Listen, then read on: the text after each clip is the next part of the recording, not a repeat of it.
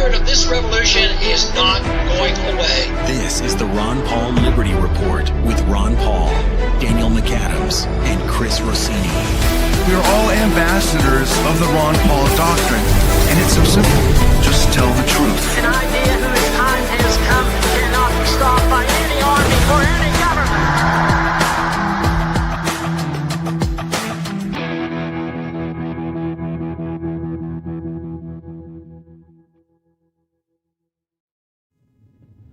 Hello, everybody, and thank you for tuning into the Liberty Report.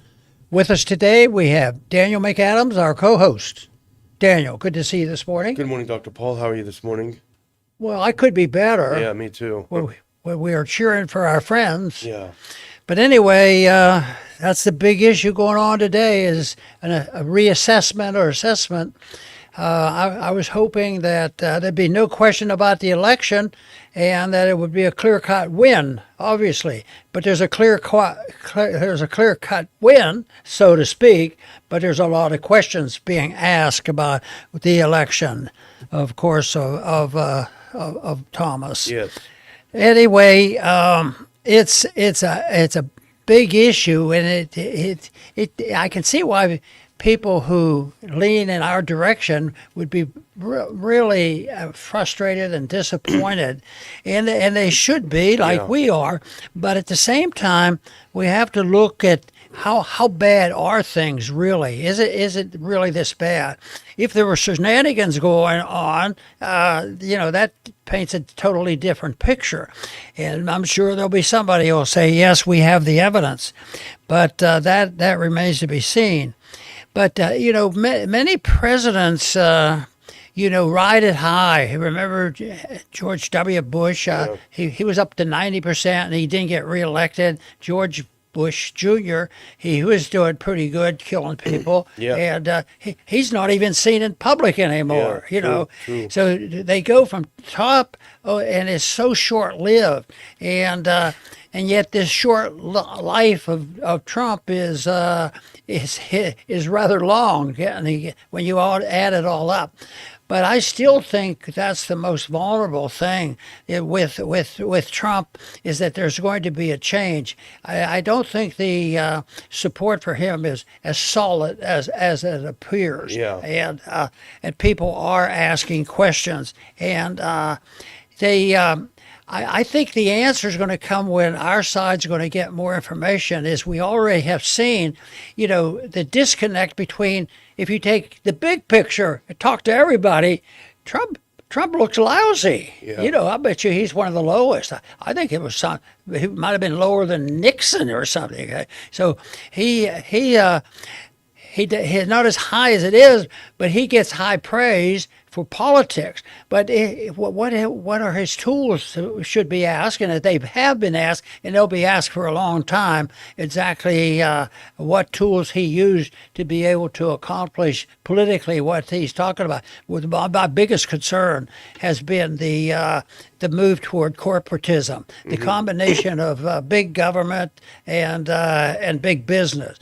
And I think when people support this, a lot of us people support Trump aren't even interested in that subject. That sounds like just an excuse or esoteric, and they don't want to hear from it. And this is something that I think has to be accomplished by having a better program and an understanding of economics. Already we have seen the American people wake up when they realized there were economic problems and too much money being spent in Ukraine. But that has to be the biggest issue. War, spending, inflation, and debt. It's all related, to the foreign policy, because the foreign policy and the wars, there's no popular support for this, and it's all drummed up by saying, if you don't support our position, you're unpatriotic, and you don't care about America, you don't care about the troops, all that stuff that they do. And I think that there will be a big change between now and November. at least a danger of a big change. And to me, the big change is some economic or political or foreign policy event that changes the whole picture, because this is a fragile system, and I think the image of the president right now is not solid as it appears, and it's not solid in the sense that he's winning over more and more people to limited government and non-interventionist foreign policy. Today he's back. He's anxious to see the stopping of the war, and he was going to stop wars and not start any new ones.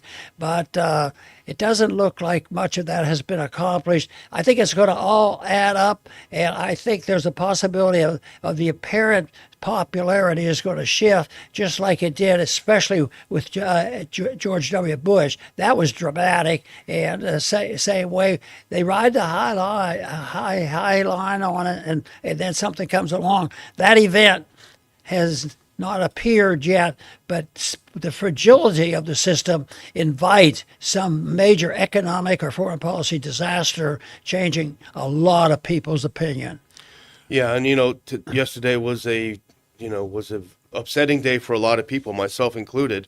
We don't know what happened. We don't know if there was any cheating that was going on, but a lot of people had the feeling that there were some anomalies that are very, very serious, and I have a couple of them here that I'm going to share in a couple of minutes. But I and a lot of other people had that same feeling that we had in 2020. When Joe Biden was campaigning from his basement, he didn't do any public events. He didn't do any debates, really. He did he did one debate, and it was a disaster. Didn't hardly do interviews. Everything was safe and controlled. Well, that's the situation with Gallron, the fellow who supposedly won. He refused to debate. He missed 8 debates. He didn't do interviews. He didn't have rallies. And if he did, there were a couple of token people there. The guy was a complete cipher. And so people are rightly scratching their heads saying, this reminds me a lot of 2020, when we believe, or certainly there was a lot of evidence that Trump got ripped off in 2020. And a lot of people believe that, and I think it's probably the case. Ironically, now it looks like Trump did the same. Trump did a 2020 to Thomas Massie. But I have a couple of things now. We don't know, but this is what people are saying. Sam Parker did a good job putting some things together. He said, did Massie get 2020'd? Now, the numbers can be a little bit confusing, but try to follow along if you can. Massie increased his turnout by 19% over 2024. Increased his turnout by 19%, but Gallron increased the opposition turnout by 357%. Today's turnout doubled 2024's in the highest overall vote in Kentucky history. Was this really driven by get out the vote millions? Suspicious. Now go to that next clip. That's a chart of what he's talking about. Now it can be somewhat confusing, but in 2024, Massie got 39,929 votes, 75.9% of the electorate. In 2026, he got 47,539 votes, an increase in 19.1% of the votes, more votes. The opposition in 2024 got 12,000, which was 24%.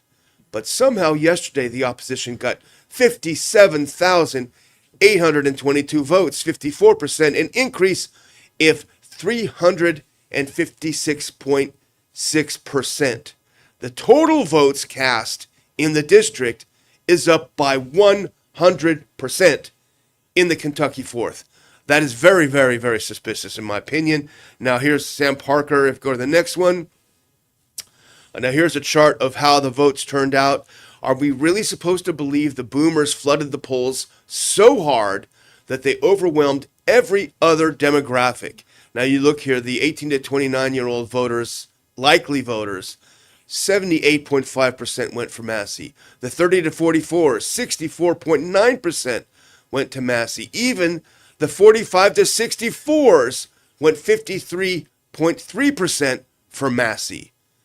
Gallron only won the 65 plus, who went 65% in his favor. Now, it's always possible, But this is very suspicious. Now, two more, Dr. Paul, and I'm going to send it back to you.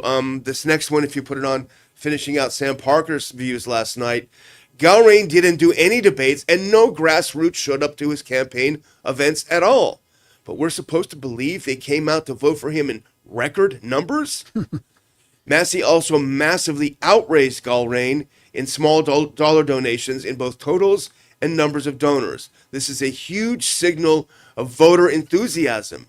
But we're supposed to believe that Galrain's seniors and fewer small donors doubled the turnout from 2024. He says, LOL.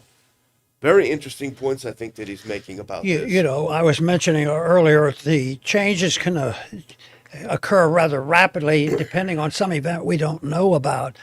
But it's conceivable that within a short period of time, the president could look more like a lame duck himself, especially if the House or the Senate or both are lost. And then there's going to be not much support, you know, for who knows what. But he could end up. The politics is vicious because everybody has a principle. The trouble is some principles are lousy and evil, and the other principles, somebody like Thomas would hold are different, and then the people.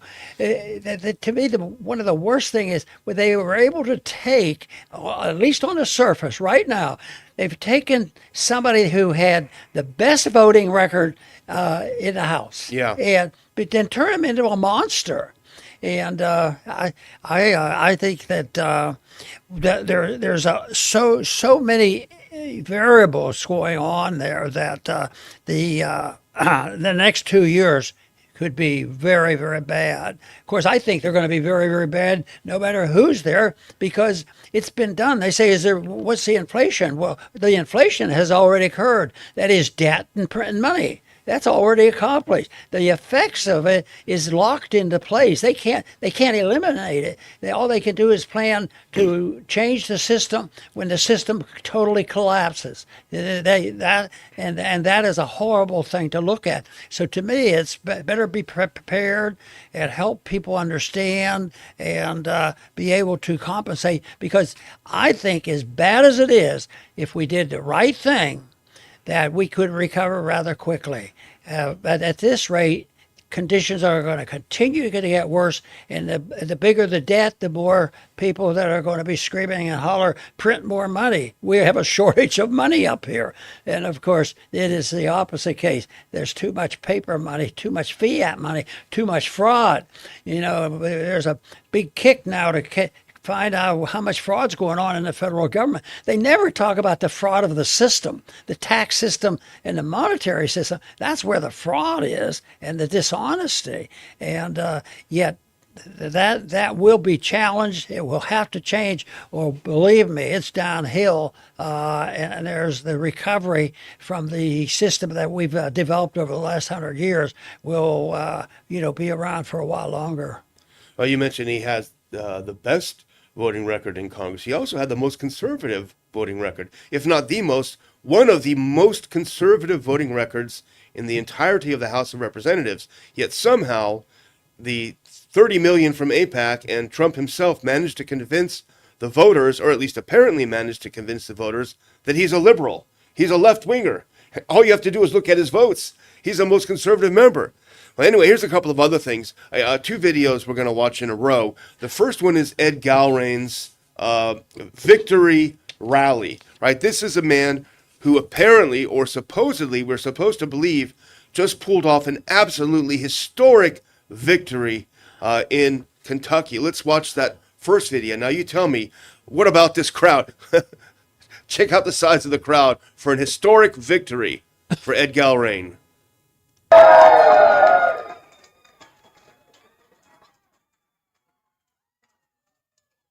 Maybe all those voters are uncertain. Yeah. There's nobody there. Now, to contrast that, go to the next one. Contrast that with the Thomas Massie concession speech. Now, look at this crowd. Believed in something.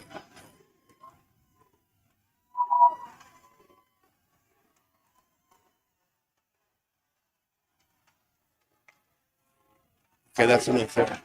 So we're expected to believe that somehow he was able to rally an unprecedented, almost impossible percentage increase in voters with a crowd that is about as enthusiastic as a mortuary.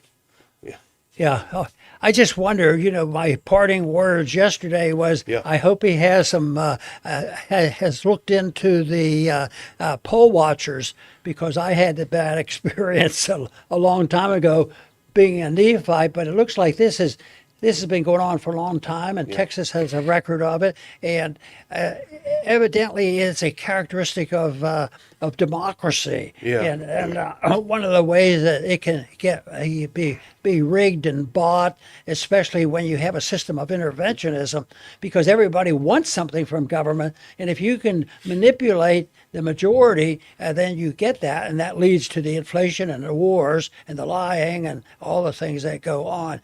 So that to me is a real tragedy that this can happen, and that the correction is not exactly easy to come by, and it's going to be painful. And the real tragedy, the two things that bother me is the people who suffer the most aren't the most guilty, and the other thing is that the cost is usually absorbed by the middle class and the poor people, and that to me is the tragedy of it all, and we have to continue along with the system. But the founders were on the right track when they spoke out against pure democracy. This is part of the problem. So if you can get enough special interest groups to defend the military-industrial complex for patriotic reasons, I mean, the ball game's over. And especially if they're reinforced by by an educational system that's been around for 100 years that indoctrinates all the young people in the government schools. Yeah, absolutely. Well, here's a couple of other things, observations that I think are worth sharing. If you go to that next one, this is Ryan Amundsen. I don't know him. No, the next clip. I'm sorry, not video, but the next clip. Ryan Amundsen. Now he points out I'm not great at statistics. I could be completely wrong. He could be completely wrong, but it's worth pondering. He said the election was not just rigged with AIPAC money, it was stolen. After running against opponents in primaries since 2014, the contender against Massie usually received about 15,000 votes to Massie's 45 to 50,000 votes. In this election, however, Massie's contender received 57,000 votes. That is a 1 in 200 probability. In other words, if we removed outside factors, like the injection of money into the campaign, such a spike in votes would happen randomly in only 1 out of 198 primaries. The data set includes 2020, which makes the 1 in 198 figure robust for demonstrating the likelihood of election rigging in the face of arguments that this primary is an outlier itself. Excluding 2020 as an outlier brings the likelihood to basically zero. Now, the next one, this is Ryan Matta, who's a filmmaker. I'm familiar with his work. If we go to that next one, he also makes the point. Do you mean to tell me that Thomas Massie got less votes in this primary election than the last primary election, when over 45,000-ish new voters showed up to vote in this year's primary? Ed Galrain received 10,854 mail-in ballots tonight alone. Thomas Massie lost by 10,280 votes.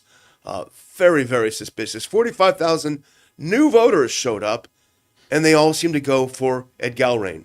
Possible? We don't know the truth again, but it's enough to certainly raise issues, just as the Biden 2020 was. Now let's watch this last video before we move on to the topic. This is Thomas Massie addressing the crowd last night in his usual good spirits. It must have been painful for him, but this is a fun clip. This will be a palate cleanser for us. This is a fun clip of his.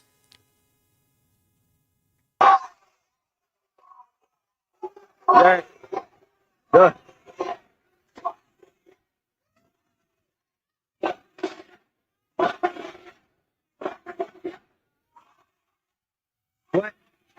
What happens in 2028? You want? Oh, you want me to run for Congress again? I don't know what you're talking about.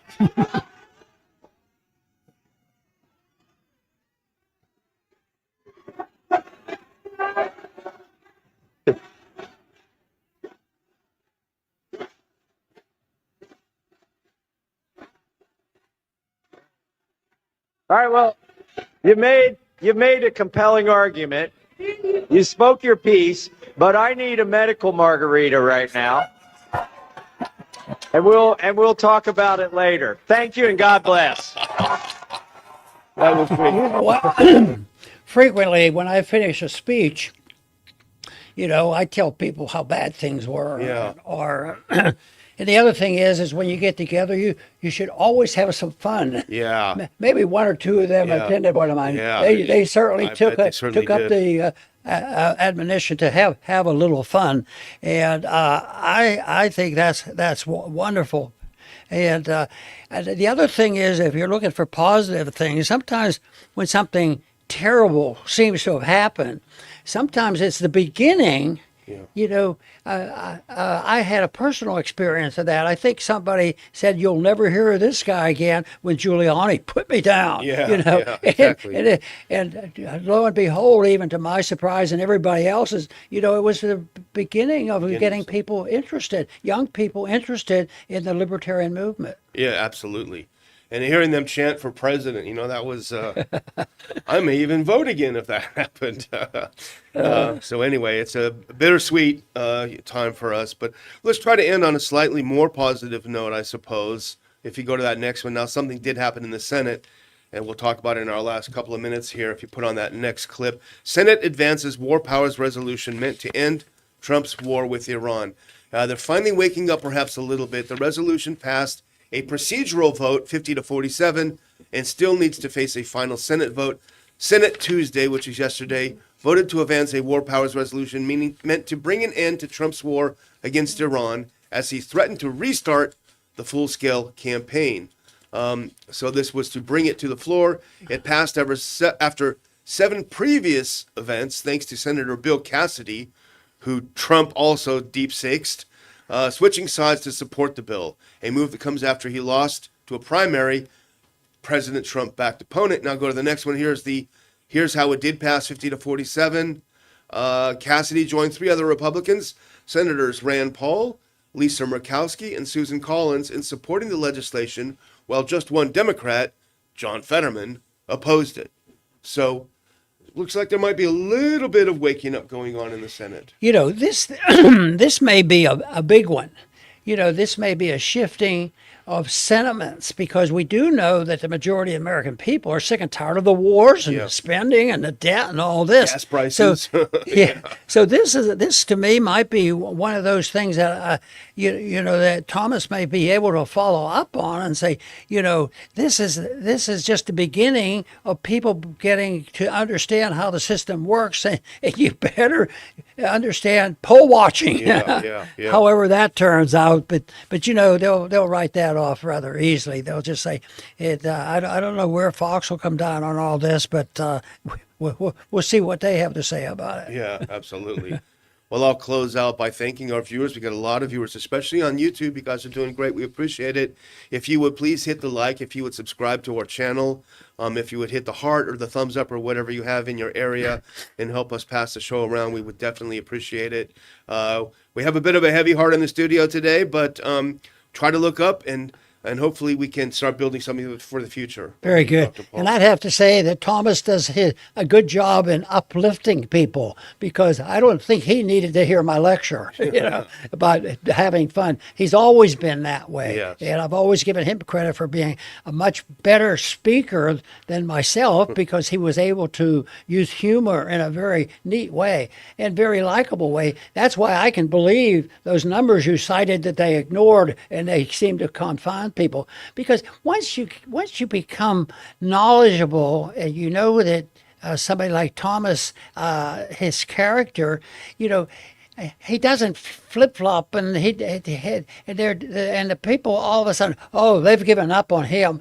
to the tune of tens of thousands of people. So this might be something that the intellectual battle isn't over. It's never over. But there is a precise responsibility on our part is to define what the problem is, and that to me is the issue of understanding what liberty is all about, and also believing that nihilism is bad because people say we can do whatever we want. We can change our mind on a minute. We can call up somebody here and we can have a war or not have a war. And that means that that's nihilistic in the sense that there is no truth to it. Maybe the truth should be for some people, well, we have a guideline, we have a constitution, we have to get the word from the people through the vote of the Congress to have a war. Well, wouldn't that be a pretty good place to start if people realize that the war spending is the one that takes the money away and causes more poor people and more of a division of the distribution of wealth? Maybe they would pay more attention to it. But I think that's part of our goal, and the goal of many libertarian groups is to get that message out, to understand what non-intervention is, because as far as I'm concerned, the non-intervention approach to economics or personal liberty or world events is the main way to achieve peace and prosperity. That's a pretty good goal, and I strongly believe in it. I want to thank everybody for tuning in today to the Liberty Report. Please come back soon. Thanks for watching the Ron Paul Liberty Report.